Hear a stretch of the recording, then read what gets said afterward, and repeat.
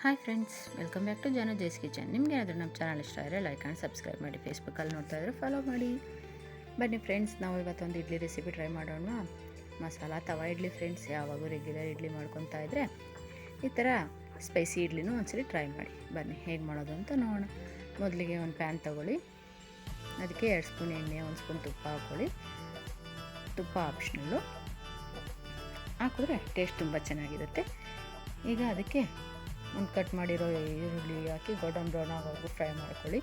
ಈರುಳ್ಳಿ golden brown ಆದಮೇಲೆ ಒಂದು ದೊಡ್ಡ ಟೊಮೊಟೊ ಸಣ್ಣದಾಗಿ ಕಟ್ ಮಾಡಿ ಹಾಕ್ಕೊಳ್ಳಿ. ರುಚಿಗೆ ತಕ್ಕಷ್ಟು ಉಪ್ಪು ಸೇರಿಸಿ ಟೊಮೊಟೊ ಮೆತ್ತಗಾಗೋವರೆಗೂ ಕುಕ್ ಮಾಡ್ಕೊಳ್ಳಿ. ನೋಡಿ, ಇಷ್ಟು ಮೆತ್ತಗಾಗಬೇಕು. ಆಮೇಲೆ ಇದಕ್ಕೆ 1 ಸ್ಪೂನ್ ಧನಿಯಾ ಪುಡಿ ಮತ್ತು ಒಂದು ಸ್ವಲ್ಪ ಅರಿಶಿನ,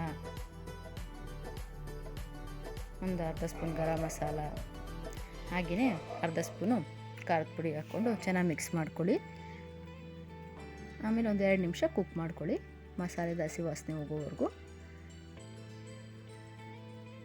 ಈಗ ಇದಕ್ಕೆ ಸಣ್ಣದಾಗಿ ಕಟ್ ಮಾಡಿರೋ ಕೊತ್ತಂಬರಿ ಸೊಪ್ಪು ಸೇರಿಸ್ಕೊಂಡು ನೀಟಾಗಿ ಮಿಕ್ಸ್ ಮಾಡ್ಕೊಳ್ಳಿ ಫ್ರೆಂಡ್ಸ್.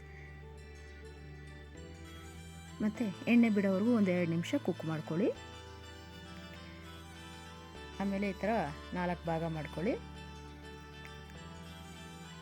4 ಇಲ್ಲ 2 ದೊಡ್ಡದಾಗಿ ಹಾಕೋಗಿದ್ರೆ, ಚಿಕ್ಕದಾಗಿ ಹಾಕೋಗಿದ್ರೆ ಈ ಥರ 4 ಪಾರ್ಟಿಷನ್ ಮಾಡ್ಕೊಳ್ಳಿ. ಆಮೇಲೆ ಅದ್ರ ಮೇಲೆ ರೆಡಿ ಇರೋ ಇಡ್ಲಿ ಬ್ಯಾಟರ್ ಹಾಕ್ಕೊಳ್ಳಿ.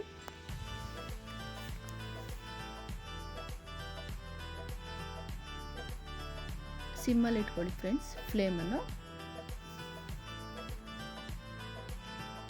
ಈಗ ಲಿಡ್ ಕ್ಲೋಸ್ ಮಾಡಿ ಒಂದು 10 ನಿಮಿಷ ಕುಕ್ ಮಾಡ್ಕೊಳ್ಳಿ. ಸಿಮ್ಮಲ್ಲೇ ಇರಲಿ ಫ್ಲೇಮು. ನೋಡಿ ಎಷ್ಟು ನೀಟಾಗಿ ಕುಕ್ ಆಗಿದೆ ಅಂತ. ನೋಡಿ ಫ್ರೆಂಡ್ಸ್, ಎಷ್ಟು ಈಸಿಯಾಗಿ ಮಾಡ್ಕೋಬೋದು ಮಸಾಲ ತವಾ ಇಡ್ಲಿ. ನೀವು ಒಂದ್ಸಲಿ ಮನೆಯಲ್ಲಿ ಟ್ರೈ ಮಾಡಿ. ಬನ್ನಿ ಫ್ರೆಂಡ್ಸ್, ಟೇಸ್ಟ್ ಮಾಡೋಣ.